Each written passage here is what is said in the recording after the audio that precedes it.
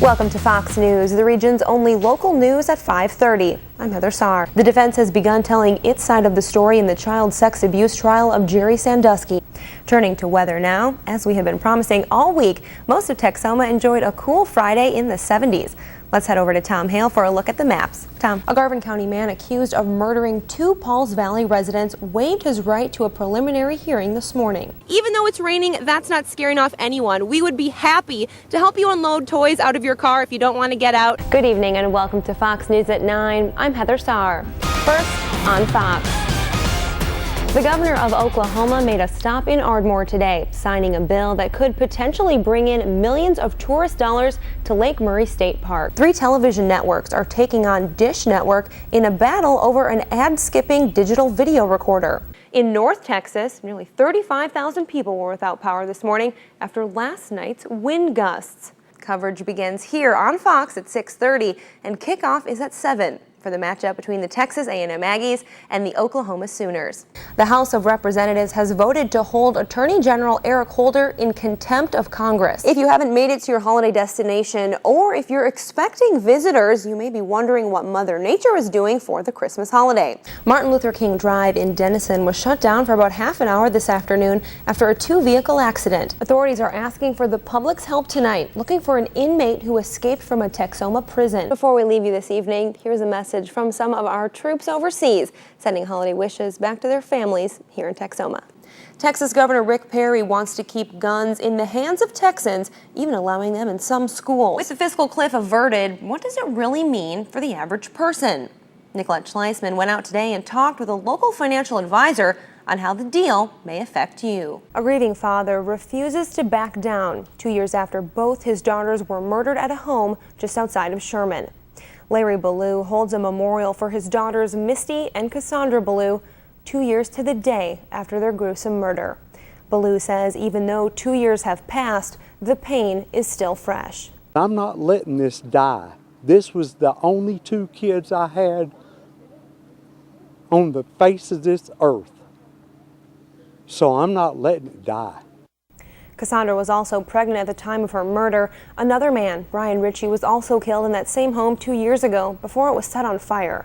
If you have any information on the quadruple homicide, please contact the Grayson County Sheriff's Office at the number on your screen.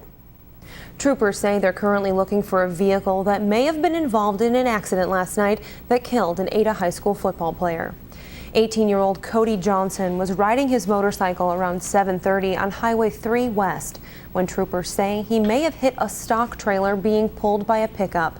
They're currently searching for the driver of that pickup.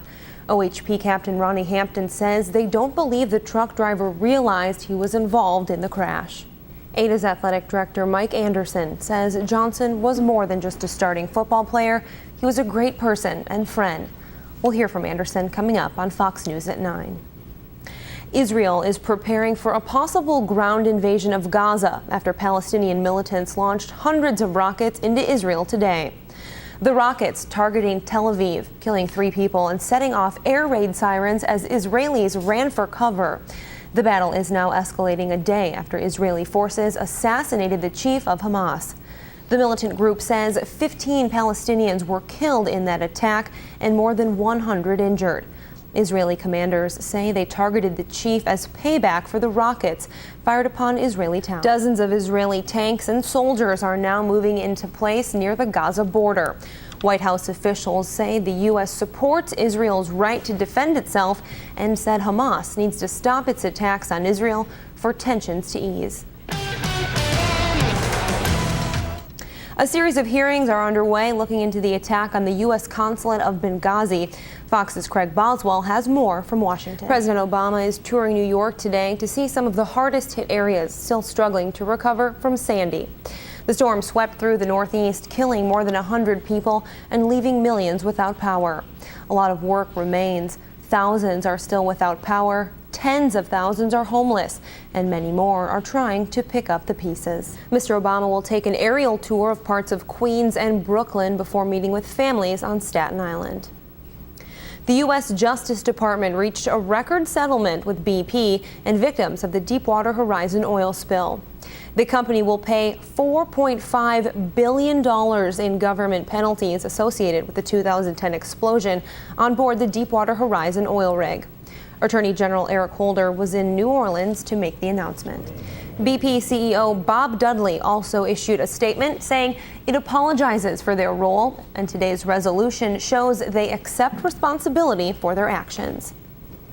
Let's head over to the Weather Center now and take a peek at today's temperatures with meteorologist Tom Hale. Texas Instruments Inc. will eliminate about 1,700 jobs as it trims spending in its wireless business. The Dallas-based chipmaker made the announcement yesterday. The cuts will reduce TI staff positions by almost 5%. Texas Instruments expects the job cuts and other changes to save about $450 million per year by the end of 2013. Most will come in the current quarter. The company is shifting the focus from its wireless investments to industrial and automotive customers and away from smartphones and tablets.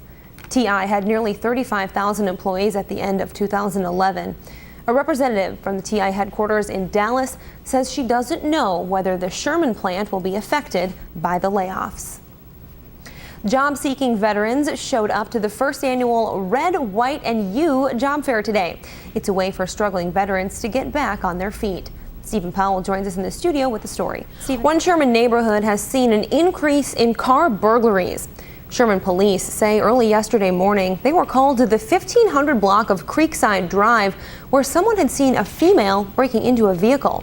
Sherman police and Texas DPS worked together in stopping and identifying 17-year-old Taylor Paige Satterfield. Satterfield was charged with 1 burglary of a home and 12 counts of burglary to a vehicle in the Pebblebrook neighborhood. Sherman police say all the vehicles that were burglarized were left unlocked. Construction began today on a project to widen Highway 82 between Bells and Bonham. TxDOT is spending $26 million to double 82 to 4 lanes. TxDOT says the expansion is needed because traffic is increasing on the highway. Construction should last until May of 2015 at the very latest, but shouldn't cause major delays to drivers. They believe the increased space should decrease the severity of accidents.